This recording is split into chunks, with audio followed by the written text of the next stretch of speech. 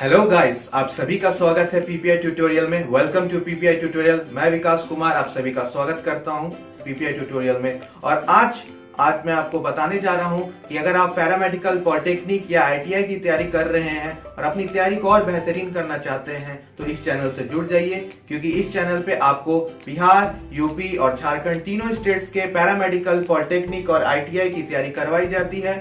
और अपनी तैयारी को और बेहतर करना चाहते हैं तो इस चैनल से जुड़ जाइए। और क्लासेस और लेक्चर्स और लाइव टेस्ट और मॉक टेस्ट के द्वारा आपकी तैयारी को और बेहतरीन कराया जाता है। तो अगर आपने टेलीग्राम चैनल नहीं ज्वाइन किया है तो लिंक डिस्क्रिप्शन बॉक्स में है, अभी जाके टेलीग्राम चैनल ज्वाइन कर लीजिए। वहां पे आपको क्लास के नोट्स, पीडीएफ, मॉक टेस्ट और क्लास के टाइमिंग्स और स्केड्यूल सारे टेलीग्राम चैनल पे बताए जाते हैं। और इस चैनल से भी सब्सक्राइब कर लीजिए इस चैनल को, और यहाँ पे बेल आइकन भी दबा लीजिए, क्योंकि आपको हर बेल आइकन के साथ आपको नोटिफिकेशन मिलेगा हमारे प्रत्येक क्लास का। सो इस चैनल से जुड़ जाइए अपनी तैयारी को और बेहतर करने के लिए for Bihar, UP and Jharkhand paramedical, polytechnic और आईटीआई। चलिए अब इस क्लास को शुरू करते हैं। तो चलिए क्लास पे चलते हैं हम लोग, ठीक है। क्लास के बाद अपना कमेंट जरूर दीजिएगा फीडबैक में कि आपको क्लास कैसी लगी। चलिए क्लास शुरू करते हैं।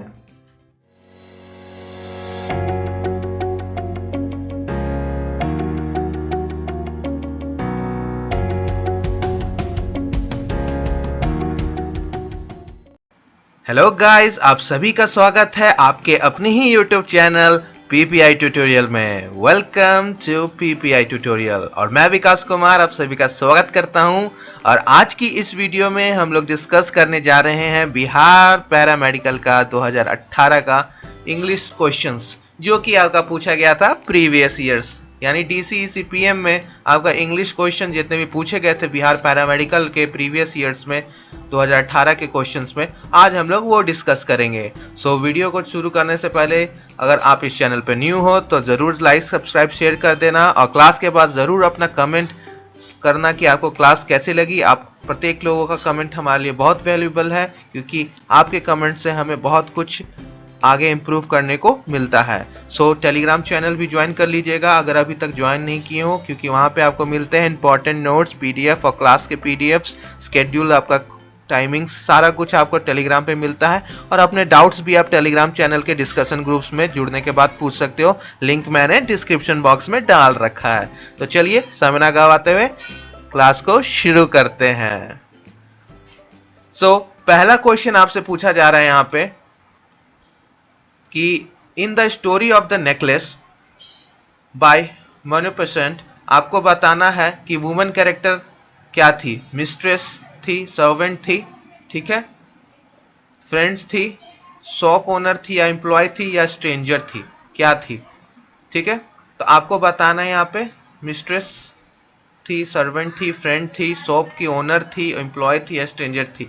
तो कोई भी क्वेश्चंस करने से पहले ये जान लेना चाहिए कि क्वेश्चंस कहाँ से पूछा गया, क्वेश्चंस का आधार क्या है। तो ये एक स्टोरी बेस्ड क्वेश्चन है। ये क्या है? ये एक स्टोरी बेस्ड क्वेश्चन है। और स्टोरी बेस्ड क्वेश्चन लगभग हर ईयर में आपका 1 से 2 स्टोरी बेस्ड क्वेश्चंस आपका पूछा जाता है, यानी कहानी पे आधारित क्वेश्चंस। और ये स्टोरी कहाँ की है? तो ये आपकी एनसीईआरटी की इंग्लिश की किताब की क्लास 10th में है। स्टोरी का नाम क्या है? यहाँ पे दे रखा है नेकलेस। ऑथर कौन है? मनुपेसेंट, ठीक है। तो मनुपेसेंट आपका ऑथर है। ये कहानी क्या है? ये कहानी एक मटिल्डा नाम की एक स्वार्थी महिला की है, ठीक है, जिसके इर्द गिर्द पूरा ये कहानी घूमता है। वो अपने जीवन से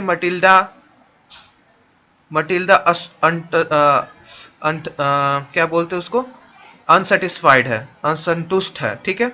सो क्योंकि वह हमेशा से एक अमीर हस्बैंड चाहती है, एक अमीर हस्बैंड से शादी करना चाहती है, लेकिन चूंकि उनका परिवार मटिल्डा का एक क्लर्क फैमिली से बिलोंग करता है, तो वो लोग दहेज नहीं दे पाते हैं, इसलिए उनकी भी शादी एक क्लर्क से ही हो जाती है। तो एक दिन पति और पत्नी को दोनों को मंत्री के घर पे बुलाया जाता है और पार्टी के लिए तो आमंत्रित किया जाता है। लेकिन मटिल्डा के पास अच्छे कपड़े और जेवर नहीं रहते हैं, तो मटिल्डा के पति उनको कहते हैं कि आप अपने दोस्त से उधार ले लीजिए। तो वो एक नेकलेस लेती है उधार में। तो इसी के आगे आपका स्टोरी इर्द गिर्द घूमता है, ठीक है। सो जो वुमेन कैरेक्टर थी वो क्या थी?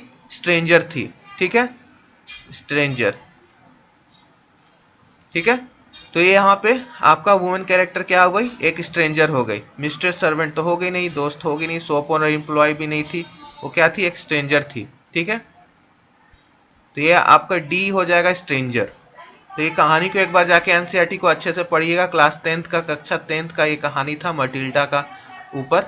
ठीक है, तो ये कहानी बहुत अच्छी है, एक बार जाके पढ़िएगा, इससे हमको अच्छा मोरल लेसन मिलता है। तो एक बार जाके पूरा अच्छा कहानी को सुनिएगा। मैंने आपको बस समरी सार बताया, डिटेल में एक बार चैप्टर्स जरूर पढ़िए।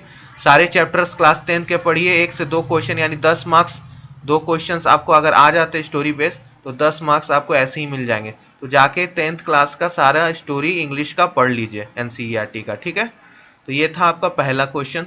चलिए अब नेक्स्ट क्वेश्चन पे चलते हैं। आई होप आपको ये क्वेश्चन समझ में आ गया होगा। इसमें बस कहानी के आधार पर क्वेश्चंस पूछा गया था। तो चलिए अब नेक्स्ट क्वेश्चन पे चलते हैं। तो चलिए अब नेक्स्ट क्वेश्चन की ओर चलते हैं। नेक्स्ट क्वेश्चन आपसे क्या पूछ रहा है, यानी क्वेश्चन नंबर 2 पे चलते हैं। इस क्वेश्चन में आपसे पूछा जा रहा है कि which one has an adjective. तो इसमें आपको बताना है कि चारों दिए गए ऑप्शन में से विशेषण किसमें प्रयोग किया गया है। तो आपके चारों ऑप्शन हैं। क्वेश्चन पहला पढ़ता हूं। A, this is mine. B, is that yours. C, I have found my box. और D, he said it was his. तो ये 4 ऑप्शंस में से आपको बताना है कि विशेषण किसमें प्रयुक्त हुआ है। ठीक है, तो चलिए एक एक करके सारे सेंटेंसेस को देखते हैं कि किस चीज से वो सेंटेंस बना हुआ है। तो सबसे पहले देख लेते हैं option number A. So option number A में क्या लिखा हुआ है, दिस इज माइन। ठीक है, इसका मतलब क्या हो गया, यह किताब मेरी है। तो यहां पर माइन आपका काम कर रहा है प्रोनाउन का। ठीक है, ये सर्वनाम का काम कर रहा है।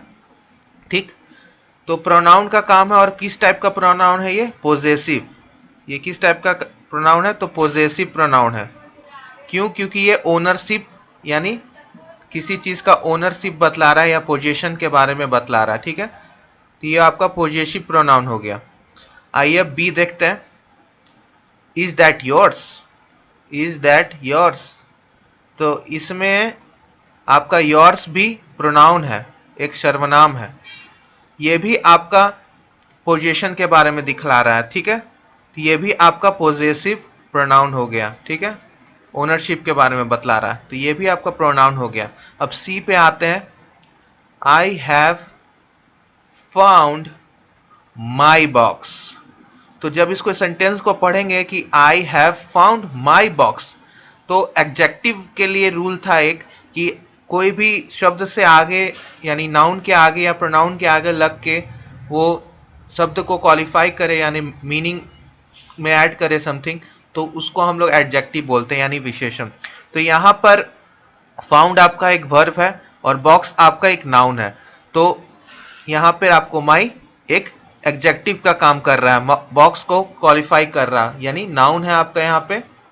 ठीक है, नाउन के आगे लग के माई आपका उसको क्वालिफाई कर रहा है। और किस तरह का एडजेक्टिव है, तो ये आपका पॉजिटिव एडजेक्टिव है। किस टाइप का, पॉजिटिव एडजेक्टिव। ठीक है, तो इस टाइप के वर्ड्स आपका माई, माइन किसी शब्द के आगे लग जाए तब इसको पॉजिटिव एडजेक्टिव में यानी नाउन के आगे लग जाए या प्रोनाउन के आगे लग जाए तब आपका ये एडजेक्टिव में बदल जाता है। तो नाउन के आगे लगना जरूरी है। तो बॉक्स यहाँ पे क्या है, आपका नाउन है। ठीक है, तो ये क्या हो गया आपका पॉजिटिव एडजेक्टिव।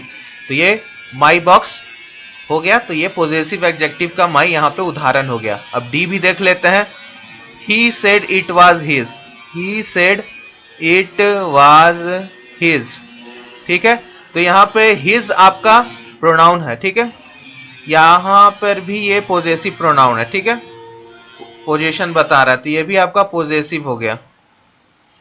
ठीक है, तो इस तरह से आपको पार्ट ऑफ स्पीच अच्छे से करना है। पार्ट्स ऑफ स्पीच से आपका एक क्वेश्चन रहता ही रहता है हर साल। तो पार्ट्स ऑफ स्पीच से 1 से 2 क्वेश्चन आपका हर साल रहता है। तो अच्छे से noun, pronoun, adjective, adverb, preposition, conjunction बहुत इंपॉर्टेंट है, ये सब अच्छे से कर लीजिएगा। ठीक है, ये था आपका एक्सप्लेनेशन इस क्वेश्चन का। चलिए नेक्स्ट क्वेश्चन पे चलते हैं। चलिए अब नेक्स्ट क्वेश्चन की ओर चलते हैं। सो क्वेश्चन नेक्स्ट आपका क्या पूछ रहा है कि which one is a common gender noun. तो इस प्रश्न में आपको एक कॉमन जेंडर नाउन पूछा जा रहा है, ठीक है। सो क्वेश्चन को हल करने से पहले, सॉल्व करने से पहले देख लेते हैं कि क्वेश्चंस में क्या पूछा जा रहा है, ये कॉमन जेंडर नाउन क्या होता है आखिर। सो कॉमन जेंडर नाउन क्या होता है? तो कॉमन जेंडर नाउन का मतलब होता है कि जेंडर के लिए, दोनों के लिए सेम शब्द, यानी फीमेल्स और मेल्स दोनों के लिए हम जब कॉमन नाउन का यूज करते हैं, ऐसा कॉमन नाउन जो दोनों के लिए यूज हो, मेल्स के लिए भी और फीमेल्स के लिए भी, तो वैसे शब्दों को हम लोग कॉमन जेंडर नाउन बोलते हैं, ठीक है। तो वैसे शब्दों को हम लोग कॉमन जेंडर नाउन बोलते हैं, ठीक है। सो ऐसे शब्द फॉर एग्जाम्पल आपका हो गया चाइल्ड। तो चाइल्ड हम दोनों के लिए यूज करते हैं, फीमेल चाइल्ड के लिए भी, मेल चाइल्ड के लिए भी। उसके बाद कजन्स, कजन्स में भी मेल फीमेल दोनों के लिए यूज करते हैं। पर्सन के लिए भी हम लोग यूज करते हैं, ठीक है। तो ये आपका हो गया। फ्रेंड, फ्रेंड के लिए भी, चाहे वो गर्ल हो या बॉय हो, दोनों के लिए हम लोग कॉमन जेंडर नाउन यूज करते हैं। तो ये जो वर्ड्स है दोनों के लिए यूज करते हैं, यानी दोनों को संबोधित कर सकते हैं, फीमेल्स को भी और मेल्स को भी। तो दिए गए ऑप्शंस में से आपको ये खोजना है कि ऐसे शब्द कौन सा है जो दोनों को बताता है, दर्शाता है, मेल के लिए भी और फीमेल जेंडर दोनों के लिए। तो वैसे शब्द कॉमन जेंडर कहलाएंगे। तो टेबल, डेस्क, नर्स और मास्टर। तो मास्टर में से आपका कौन सा सही हो जाएगा? तो टेबल को देखते हैं, टेबल क्या है आपका? तो टेबल आपका एक कौन सा नाउन है? कमेंट कीजिए, टेबल कौन सा नाउन है? तो टेबल एक कलेक्टिव नाउन है। क्या है? कलेक्टिव नाउन, ठीक है। टेबल, डेस्क, ये सब आपका, बेड्स, चेयर्स, ये सब क्या हो गया? टेबल हो गया, डेस्क हो गया, चेयर हो गया, ठीक है, बेड्स हो गया, ये सब क्या है आपका? कलेक्टिव नाउन है, ठीक है।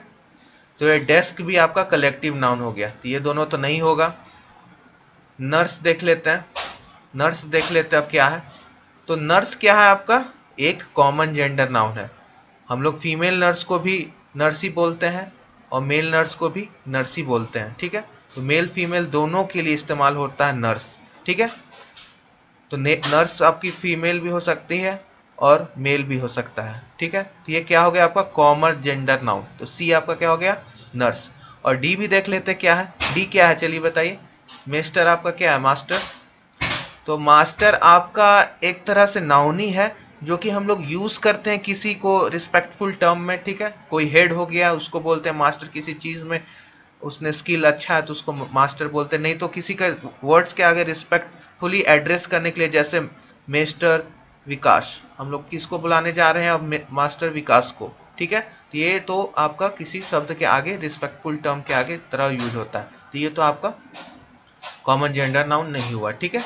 और मिस्टर सिर्फ बॉय के आगे लगता है, ठीक है, गर्ल के आगे नहीं। तो ये आपका पूरा एक्सप्लेनेशन था कॉमन जेंडर नाउन के ऊपर। तो इसको अच्छे से समझ लीजिए, नोट कर लीजिए कि what is common gender noun, क्या होता है और कैसे सॉल्व करना है questions with the help of every options. सारे ऑप्शंस को, अवेलेबल ऑप्शंस को अच्छे से देखने के बाद you have to solve this question. So I hope you have understood this question. Now we will move to our next question. आ जाइए अब नेक्स्ट क्वेश्चन की ओर। नेक्स्ट क्वेश्चन आपसे क्या पूछ रहा है कि the synonym off peak is. तो आपको पीक का सिनोनिम बताना है, सेम मीनिंग वाले शब्द, यानी प्लीज होगा, राइल, लिफ्ट या अप्रूव, ठीक है। तो करेक्ट आपका आंसर क्या होगा? प्लीज, राइल, लिफ्ट और अप्रूव। तो एक एक करके पहले देख लेते हैं। पीक का मतलब क्या होता है? तो इसका मतलब होता है मन मुटाव, ठीक है। मन मुटाव, डिसऑनर, किसी को परेशान करना, इरिटेट करना, ये इसका मतलब हो गया, ठीक है। इरिटेट भी करना लिख सकते हो, परेशान करना, डिसऑनर करना। सो प्लीज का मतलब क्या होता है आपका? एक एक करके सारे ऑप्शंस को देखते हैं। प्लीज का मतलब क्या होना? कृपा, कृपया करके किसी से रिक्वेस्ट करना, ये तो नहीं होगा, ठीक है। राइल देख लेते हैं। राइल का मतलब क्या होता है आपका? राइल का मतलब चिढ़ाना होता है, इरिटेट करना, डिसऑनर करना, ठीक है। तो ये आपका पीक के साथ सिनोनिम है, ठीक है, इरिटेट करना, डिसऑनर करना। तो सही उत्तर होगा आपका बी, राइल, ठीक है। लेकिन हम लोग सी और डी दोनों को देखेंगे। लिफ्ट का मतलब क्या होता है आपका? उठाना, ठीक है। और अप्रूव का मतलब क्या होता है आपका? मंजूरी देना, आई अप्रूव दिस, मैं उसको मंजूरी देता हूँ, तो मंजूर करना। तो आपका करेक्ट आंसर क्या हो गया? बी, राइल। राइल का मतलब क्या हो गया? चिढ़ाना, डिसऑनर करना, इरिटेट करना। और पीक का मतलब भी क्या हो गया? पीक का मतलब भी मनमुटाव, इरिटेट, डिसऑनर करना, चिढ़ाना। तो ये आपका सिनोनिम्स के ऊपर हमेशा एंटोनिम और सिनोनिम्स के ऊपर एक सवाल रहता ही है, तो इसको भी अच्छे से करना है। सिनोनिम एंटोनिम्स पे ज़्यादा ध्यान दीजिएगा, बिहार पैरामेडिकल में आपका क्वेश्चंस रहता ही है, ठीक है, इसके ऊपर। ठीक है, तो इस तरीके से आपको सिनोनिम्स और एंटोनिम्स याद कर लेना है। चलिए नेक्स्ट क्वेश्चन के ऊपर चलते हैं। चलिए आइए नेक्स्ट क्वेश्चन पे चलते हैं। नेक्स्ट क्वेश्चन आपसे क्या पूछ रहा है कि which one is not a plural word. इसमें से आपको बताना है प्लूरल वर्ड कौन सा नहीं है। तो ऑप्शन है इंडेक्स, बी फंगी, सी एक्सेस, डी स्ट्राटा। तो स्टार्ट करते हैं ए से। इधर सिंगुलर लिख लेते हैं और इधर प्लूरल लिख लेते हैं। तो आपका इंडेक्स क्या है? तो इंडेक्स आपका सिंगुलर है, ठीक है।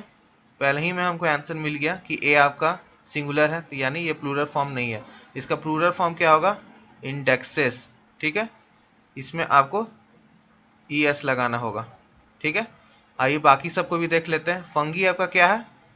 प्लूरल। इसका सिंगुलर क्या होगा? फंगस। क्या होगा इसका? फंगस। और सबका आप लोग नोट्स करते चलिएगा। उसके बाद सी एक्सेस क्या है आपका? प्लूरल। सिंगुलर क्या होगा? एक्स। डी स्ट्राटा क्या है आपका? प्लूरल है। सिंगुलर क्या होगा? स्ट्राटम, स्ट्रेटम, ठीक है। तो ये था आपका पूरा डिटेल एक्सप्लेनेशन, ठीक है। चलिए नेक्स्ट क्वेश्चन पर चलते हैं।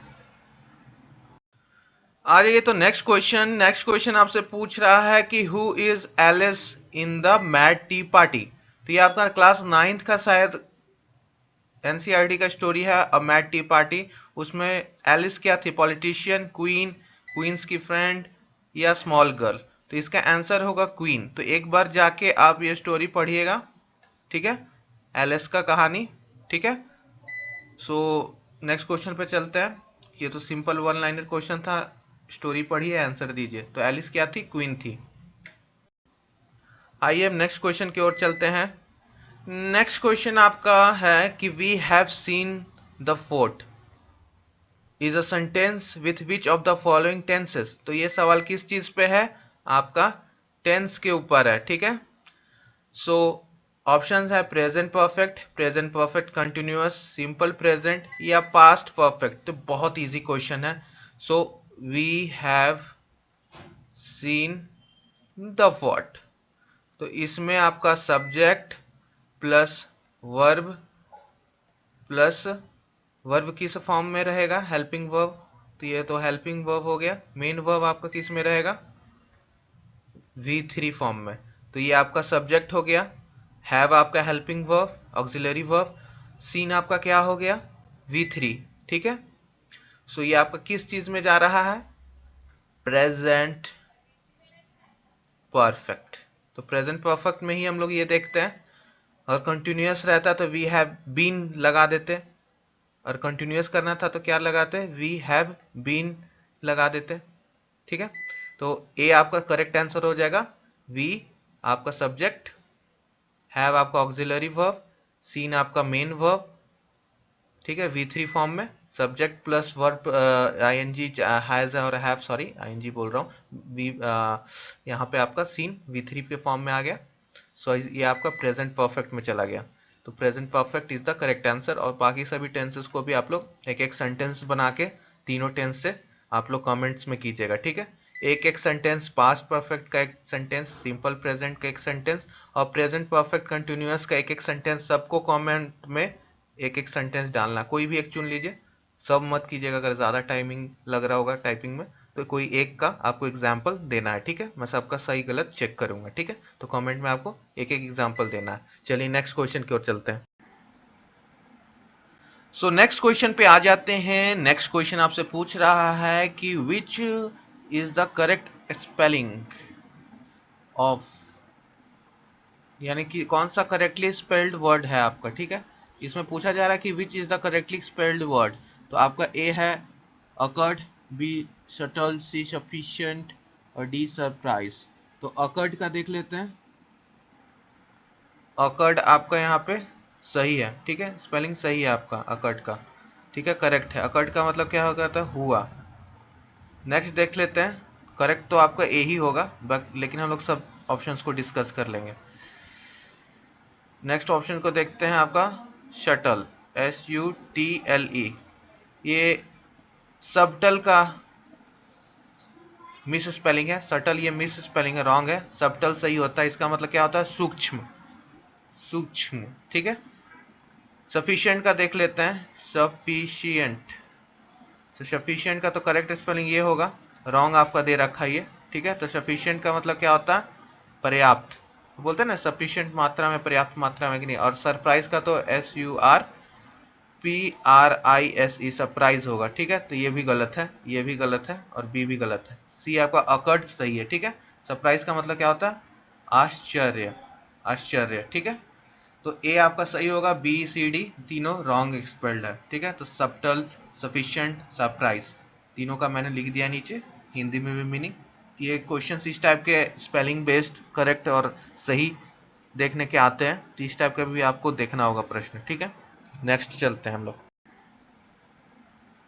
सो नेक्स्ट क्वेश्चन पे आ जाते हैं। नेक्स्ट क्वेश्चन आपसे पूछ रहा है कि which is the correct spelling of, यानी कि कौन सा करेक्टली स्पेल्ड वर्ड है आपका, ठीक है।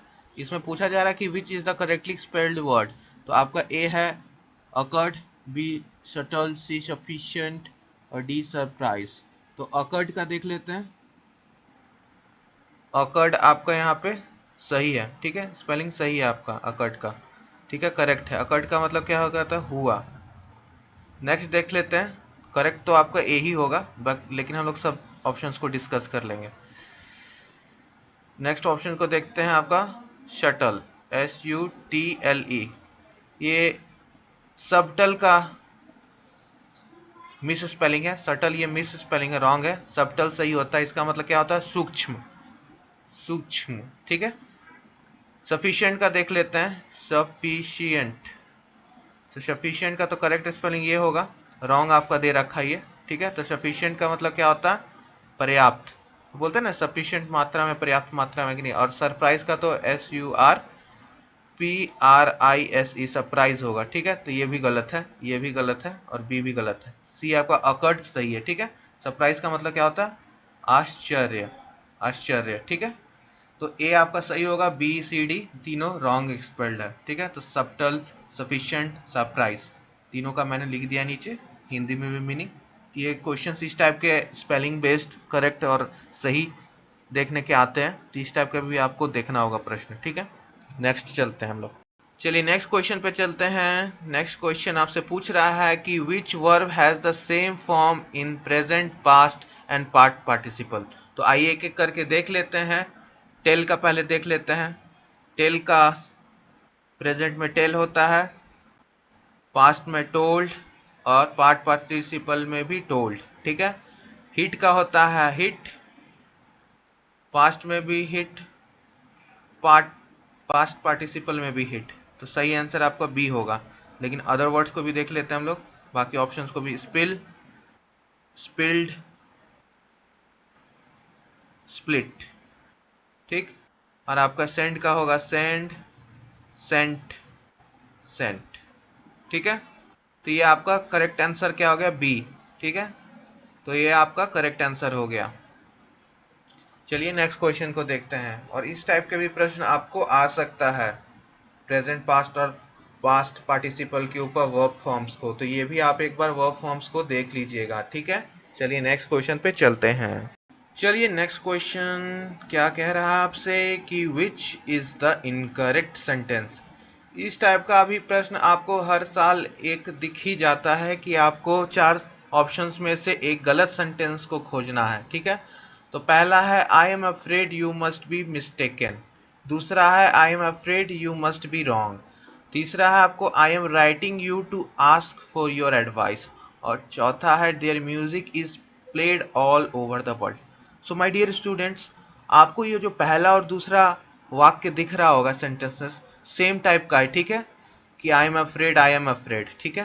तो ये सेंटेंस आपको कंफ्यूज करने के लिए डाला गया है कि आप इसी दोनों सेंटेंस में कंफ्यूज हो जाइए और इसी में से कोई टिक लगाइए इनकरेक्ट के लिए। तो ये एग्जामिनर आपके माइंड के साथ यहाँ प्ले कर रहा है कि आपको कंफ्यूज कर रहा है कि एक ही टाइप से वर्ड्स को डाला है, सेंटेंस को डाला है कि आप कंफ्यूज होके ए और बी में ही ऑप्शंस लगाओ, टिक लगाओ। लेकिन ऐसा है नहीं, ठीक है। दोनों सेंटेंस करेक्ट है। I am afraid you must be mistaken, ये भी करेक्ट है। And I am afraid you must be wrong, यहाँ भी दोनों सेंटेंस सही है। लेकिन तीसरा सेंटेंस में जब देखोगे कि I am writing to you, ठीक है, यहाँ कहा जा रहा है कि मैं आपको पत्र लिख रहा हूँ, यू को, ठीक है, to ask for your advice. जब यहाँ पे पहले ही में संबोधित कर दिया गया, पहले ही वाक्य में, कि हम आपको लिख रहे हैं letter, I am writing to you, तो फिर योर एडवाइस का यहाँ पे जरूरी नहीं था। तो I am writing to you to ask for advice, तो योर यहाँ नहीं होगा, फॉर एडवाइस इतना ही काफी है, ठीक है। तो ये आपका गलत सेंटेंस है। बाकी चौथा वाला भी सही है, there music is played all over the world, ये भी सही है आपका। तो ये सही है, ए सही है, बी सही है और डी भी सही है। सी गलत है, इसलिए इनकरेक्ट सेंटेंस है कि यहाँ पे जब बोल ही दिया कि I am writing to you to ask for your advice, ये यहाँ पे जरूरी नहीं है, क्योंकि आप यू को डायरेक्टली कह रहे हैं, सो उस बाद में फिर योर लगाने का यहाँ आवश्यकता है नहीं। तो सिंपल क्या होगा, I am writing to you to ask for advice, ठीक है। तो ये आपका करेक्ट सेंटेंस हो गया, ठीक है। इसको आप और भी कर सकते हो, चेंज कर सकते हो, I am writing to you about asking for your advice, ऐसे नहीं होगा, ठीक है। सीधे आपको हटा देना है योर। तो ये आपका करेक्ट हो गया। चलिए नेक्स्ट क्वेश्चन पे चलते हैं। तो चलिए my dear student, next question पे चलते हैं। तो नेक्स्ट क्वेश्चन आपसे क्या पूछ रहा है, the prefix hypo does not mean. तो आपको प्रीफिक्स बताना है। सफिक्स और प्रीफिक्स हम लोग पढ़ रखे हैं। तो प्रीफिक्स यानी पहले, शब्द से पहले लगने वाले शब्द को प्रीफिक्स बोलते हैं, शब्द से बाद में लगने वाले शब्द को हम लोग सफिक्स बोलते हैं, ठीक है। तो प्रीफिक्स हाइपो का क्या मतलब इनमें से नहीं होगा, तो एक आपका गलत होगा, बाकी तीनों सेम मीनिंग होगा। तो हाइपो का हम लोग देख लेते हैं क्या मतलब होगा। तो हाइपो का मतलब होता है, प्रीफिक्स का मतलब लो, अंडर, बीनीथ, ठीक है, बीनीथ, लेस, डाउन और बिलो नॉर्मल, ठीक है। तो ये आपका ए, बी और सी तीनों हाइपो का मतलब हो गया। लेकिन बिफोर इन टाइम ये नहीं होगा आपका। तो करेक्ट आंसर आपका हाइपो का जो नहीं होगा मीनिंग, वो होगा डी, बिफोर इन टाइम। बाकी low, under, beneath, less, down, below normal, ये सारा आपका हाइपो का मतलब हो गया, सेम मीनिंग्स, ठीक है।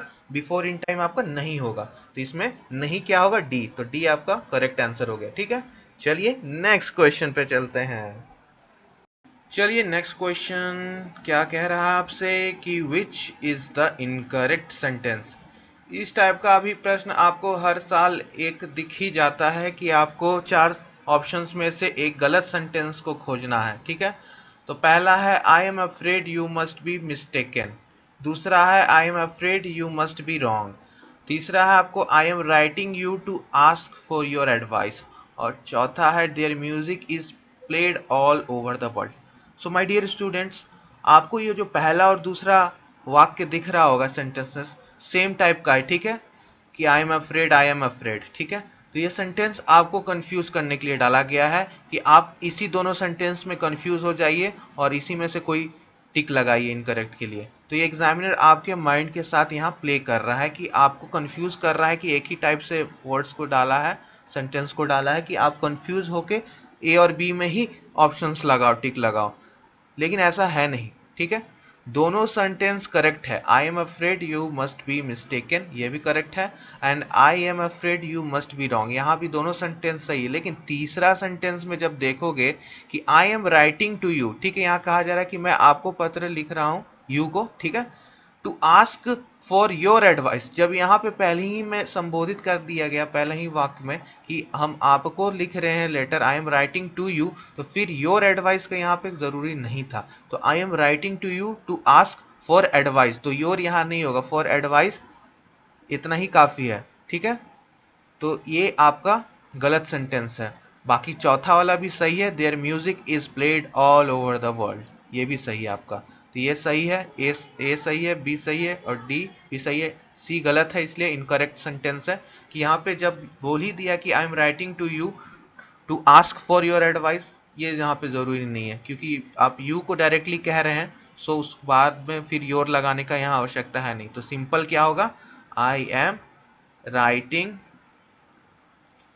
To you to ask for advice. ठीक है, तो ये आपका करेक्ट सेंटेंस हो गया। ठीक है, इसको आप और भी कर सकते हो, चेंज कर सकते हो। I am writing to you about asking for your advice, ऐसे नहीं होगा। ठीक है, सीधे आपको हटा देना है योर।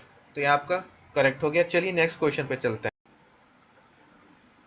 आइए नेक्स्ट क्वेश्चन को चलते हैं। नेक्स्ट क्वेश्चन है बहुत easy. The one word substitution यहाँ पे पूछ रहा है और वो क्या है शब्द, living both on land and water. वैसे जीव जो जमीन पे भी रहते हैं और पानी पे भी रहते हैं, तो इसका तो सीधा आंसर सी, हम लोग एम्फीबियंस डालेंगे। जो बायोलॉजी पढ़ते हैं, हम लोग साइंस स्टूडेंट हैं, तो हम लोग जानते ही हैं कि इसका मतलब क्या होता है, amphibians live both on land and water. अब आपसे मेरा ये वर्क है कि आपको कमेंट करना है वीडियो कंप्लीट कर लेने के बाद कि एम्फीबियंस का एग्जाम्पल्स। ठीक है, तो एग्जाम्पल्स एम्फीबियंस का आपको बायोलॉजी से थोड़ा सा जाके एम्फीबियंस, और जिसको पता है तुरंत कीजिए, देखता हूँ कौन तुरंत क्लास ओवर होने के बाद करता है। तो एम्फीबियंस का उदाहरण, ठीक है, तो उभयचर का उदाहरण कि जो जमीन और पानी दोनों पे रहते हैं, कुछ जीवों का नाम आप लोग एग्जाम्पल के फॉर्म में लिखिए। ठीक है, बहुत इजी क्वेश्चन था ये, तो बायो वाला स्टूडेंट भी, यानी हम लोग कर लेंगे आराम से इसको। ठीक है, बायोलॉजी से था ये भी कह सकते हैं, एम्फीबियंस वहीं पढ़े हम लोग। ठीक है, एनिमल किंगडम में। चलिए नेक्स्ट क्वेश्चन पे चलते हैं। और आइए चलिए नेक्स्ट सवाल पे चलते हैं माय डियर स्टूडेंट्स। आपसे नेक्स्ट सवाल क्या पूछा जा रहा है कि which is incorrectly spelled word. ये दूसरा क्वेश्चन है जो इनकरेक्ट स्पेल्ड वर्ड के ऊपर आया है कि मतलब कौन सा गलत मिस टाइप्ड है, मिस प्रिंट है। तो आपका पहला है शब्द क्वाइट। इसका मतलब क्या होता है, इसका मतलब होता है आपका शांत। तो ये करेक्ट है, ये सही स्पेलिंग है इसका। बी है आपका क्विट, क्वाइट। क्वाइट का मतलब क्या होता है, अत्यंत। ठीक है, ये भी आपका सही स्पेलिंग है। अब तीसरा देख लेते हैं, प्रिस्क्रिप्शन। ये आपका गलत है, मिस टाइप्ड है। ठीक है, करेक्ट क्या होगा आपका, प्रिस्क्रिप्शन, ये आपका सही होगा। ठीक है, इसका पर्ची भी बोलते हैं हम लोग, नहीं डॉक्टर साहब पर्ची लिखते हैं, नुस्खा। ठीक है, पर्ची, डॉक्टर साहब प्रिस्क्रिप्शन लिखते हैं मेडिसिन का, तो प्रिस्क्रिप्शन। तो ये आपका गलत टाइप है, तो सी आपका आंसर होगा। डी भी देख लेते हैं, रिकमेंडेड। ये भी आपका सही स्पेलिंग है। इसका क्या मतलब होता है, सिफारिश करना। ठीक है, सिफारिश करना, तो ये भी आपका सही है। तो आपका बचा सी यानी प्रिस्क्रिप्शन। ठीक है, तो आपका ये करेक्ट हो गया। चलिए नेक्स्ट क्वेश्चन पे चलते हैं। इस टाइप का क्वेश्चंस आता है तो इसका प्रैक्टिस कर लीजिए। ठीक है, वर्ड पावर अपना स्ट्रांग कीजिए, तो आपको खुद पे खुद हो जाएगा। ठीक है, थोड़ा बहुत पेपर वगैरह पढ़िए, इंग्लिश वाला पेपर, आपका अपने आप ये सब मजबूत हो जाएगा, ग्रामर भी और साथ साथ वर्ड पावर भी। ठीक है, आइए आज का आखिरी प्रश्न की ओर चलते हैं। आखिरी प्रश्न है कि एंटोनीम आपको बताना है अपोजिट वर्ड वाले। ठीक है, तो पिलेज का आपका एंटोनीम क्या होता है, तो पिलेज का पहले मतलब क्या होता है, तो पिलेज का मतलब होता है आपका रॉब करना किसी जगह को। ठीक है, लूटपाट, वायलेंस से संबंधित है, वार टाइम में होता है ना कि लूटपाट ज़्यादा होता है, स्पॉइल कर देना किसी जगह को, पूरी तरह से बर्बाद कर देना। तो रैवेज और स्क्वालिड का भी मतलब यही होता है। ठीक है, लेकिन बी और डी का मतलब ये सीन अपोजिट में आ जा रहा है। ठीक है, अरेंजमेंट मतलब व्यवस्थित करना, रिपेयर मतलब मरम्मत। तो ये दोनों सही होगा आंसर एंटोनिम्स में। ठीक है, तो बी डी दोनों सही होगा। अरेंजमेंट का मतलब व्यवस्था करना, ऑर्डर में चीज़ों को लाना, और रिपेयर का मतलब भी यही होता है, मरम्मत।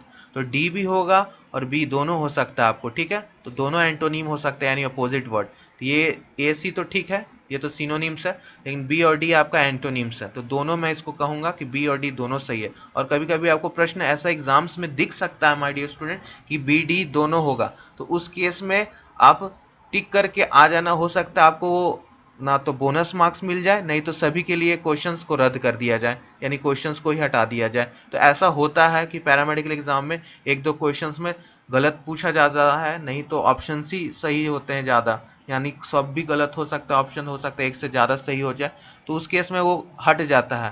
नहीं तो बोनस मिल जाएगा, नहीं तो हट जाएगा, दोनों में तो फायदा ही है, क्वेश्चन ही हट जाएगा। तो आप करके ज़रूर आइए क्वेश्चंस, ठीक है, क्योंकि सारे क्वेश्चंस करने, नेगेटिव मार्किंग है नहीं, तो सारे क्वेश्चंस करके आने हैं आपको, ठीक है। तो आज की क्लास आपको कैसी लगी कमेंट करके ज़रूर बताइएगा, ठीक है। और लाइक सब्सक्राइब शेयर ज़रूर कीजिएगा अगर चैनल पे नए हो तो, इसी तरह के लेक्चर्स पाने के लिए फॉर पैरामेडिकल, पॉलिटेक्निक और आईटीआई के लिए, बिहार, यूपी और झारखंड के लिए, और पीडीएफ पाने के लिए टेलीग्राम चैनल से ज्वाइन कर दीजिए। लिंक आपका डिस्क्रिप्शन बॉक्स में नीचे है, नीचे चले जाइए, डिस्क्रिप्शन बॉक्स में आपको लिंक मिल जाएगा टेलीग्राम चैनल का। तो कैसी लगी क्लास, और साथ साथ सब्सक्राइब ज़रूर कर लीजिएगा और शेयर ज़रूर कीजिए, शेयर बहुत ज़रूरी है, ठीक है। चलिए नेक्स्ट क्लास में मिलते हैं, इसी तरह पढ़ते रहिए, हंसते रहिए, मुस्कुराते रहिए। Keep studying, bye bye.